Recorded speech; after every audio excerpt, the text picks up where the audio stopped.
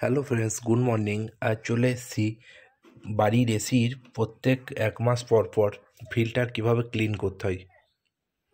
দেখো, এই যে ফিল্টারগুলো আছে, এই ফিল্টারগুলো নর্মালি খুলে নেওয়া যায়।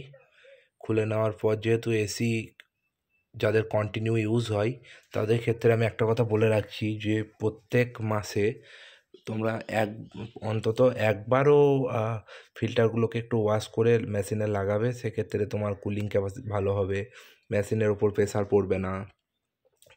আর এমনি নর্মালি বছরে 2 থেকে 3 বার তো সার্ভিসিং তো করাতেই হবে। সার্ভিসিং না করালে কুলিং আসবে না, গ্যাসটা বেশি খরচ হবে। ঠিক আছে, এই যে আমার ফিল্টারগুলো ওয়াশ হয়ে গেল, এবার ফিল্টারগুলো ফিটিং করে নিচ্ছি। হ্যাঁ, ফিল্টারগুলো ফিটিং করে নিচ্ছি। তো এগুলো খুবই নর্মাল, যে কেউ দেখলে বাড়িতেই এটা করতে পারবে। এমনি কোনো চাপের কিছু নেই, জাস্ট ফিল্টারগুলো টেনে খোলা যাবে এবং আবার নর্মালভাবেই লাগানো যাবে।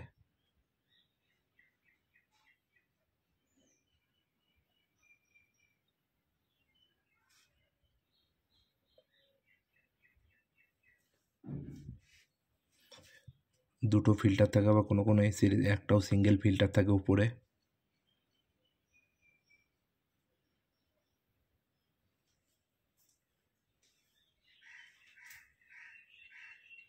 আমার কাজটা প্রায় শেষের দিকে। যদি ভিডিওটা ভালো লাগে অবশ্যই লাইক, কমেন্ট অ্যান্ড সাবস্ক্রাইব করবে পরবর্তী ভিডিও দেখার জন্য।